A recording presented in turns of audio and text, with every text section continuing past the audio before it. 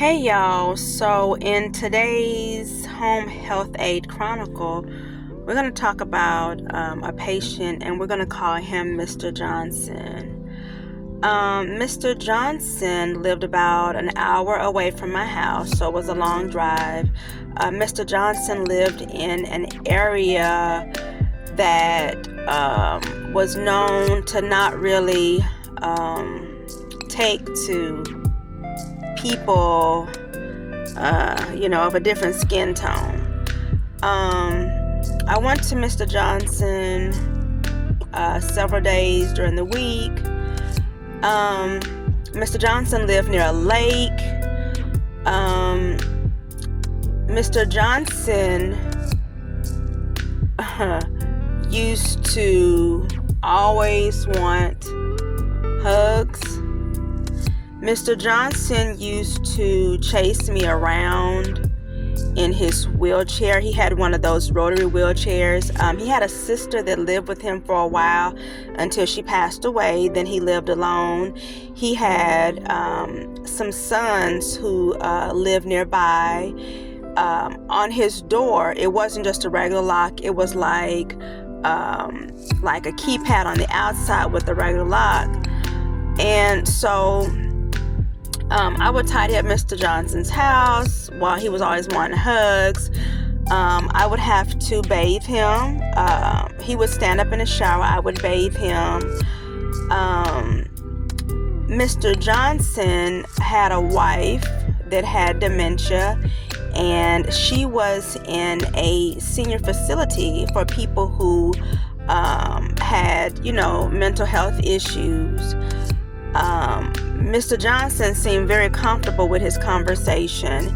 He told me this one time that he went to go visit his wife, and she had dementia, like I said, and he tried to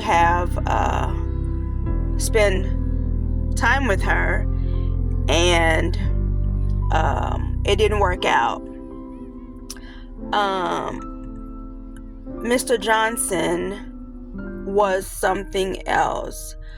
I had this dream that I was in Mr. Johnson's house and his son was there standing near him, and in this dream I was clothed but not from the bottom down. And I woke up from that dream. I'm like, Lord, are you trying to warn me about something? Because what is happening here? So, Mr. Johnson's door, I noticed that the son was just able to walk in, with the keypad. So what I did is I made sure that I had all the locks locked. So you're going to need a key to get in here. And you know how sometimes that deadbolt at the top, I'm like, yeah, because the son used to just walk in unannounced. I could be bathing Mr. Johnson in his shower, in his walk-in shower at the back of the house, and the son would just be there. And so Mr. Johnson was super friendly. Like I said, he always wanted hugs. Mr. Johnson probably had never looked at a black woman in his life until now, because he would say little things. He told me that he paid this woman $500, and it was for some services.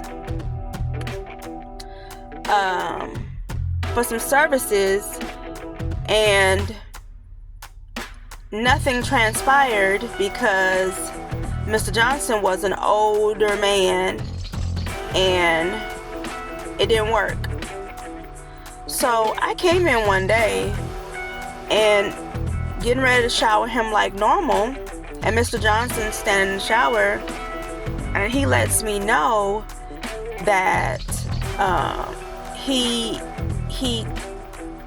whatever this is that maybe men get from the doctor, and it's in a needle. So he told me before his shower that he injected himself with a needle, and whatever the injection was, it was for like erectile dysfunction, right? So he tells me that he injected himself before I got there, and I'm like, okay. So I go to bathe him, and I wash him like normal. I wash his entire body from head to toe. But this day of the injection, while I got Mr. Johnson a shower and I'm bathing him and I'm almost done, he says to me, "Can you wash it again?"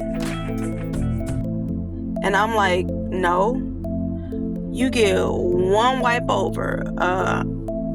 Maybe, there's women who do stuff like that in this, field.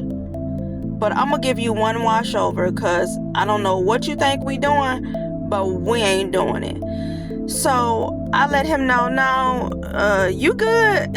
You get one wash over, because that's not what this is. So, he gets dressed. I go to lotion him down, and, he was telling me about the woman that he paid the $500 to, and nothing happened.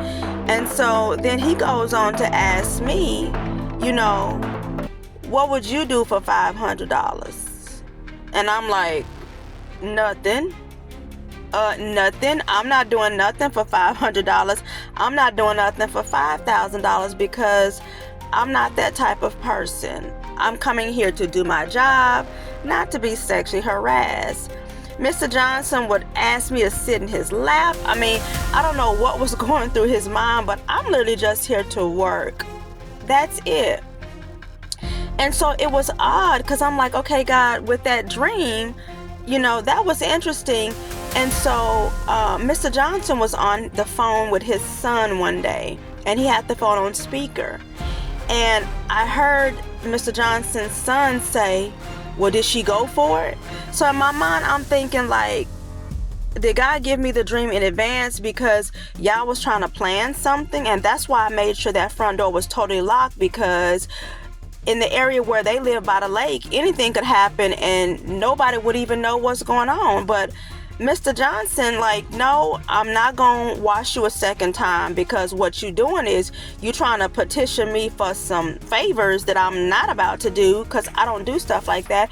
And no, I'm not doing nothing for $500. Like, maybe there are women who do that, but no, sir. No, sir. Absolutely not. No, and, he ended up, thankfully, changing, I guess, with the insurance. So, he went to another company, and or maybe I think he wanted to get more hours or whatever, but whatever happened, it made it to where it switched, and he had to go with like another company. And so he called me after, like, he wanted me to still come to be his caregiver, and I'm like, nah, I'm good. Like, no. Because I don't know what the next step was. It looked like the Lord was trying to let me know something, and I don't know what, the plans were that you and your son had for me, but clearly y'all were planning something. And so I didn't go back to him, because then he started calling. I'm like, nah, I'm good.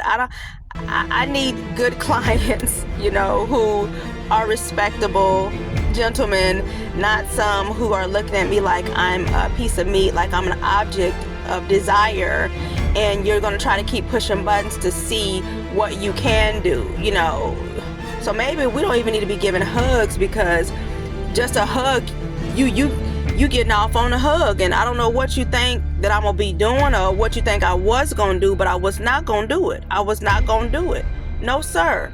No, sir. No amount of money, because no, that's not the thing. But anyway, so yeah, Mr. Johnson was something else, but I was glad to not be dealing with him anymore, because it's sad when you got to go to work and you got to watch your back, because you don't know if somebody's planning something. Like, I just came to work. But anyway, y'all be careful out here in these streets, because it's something else. Talk to y'all later. Bye.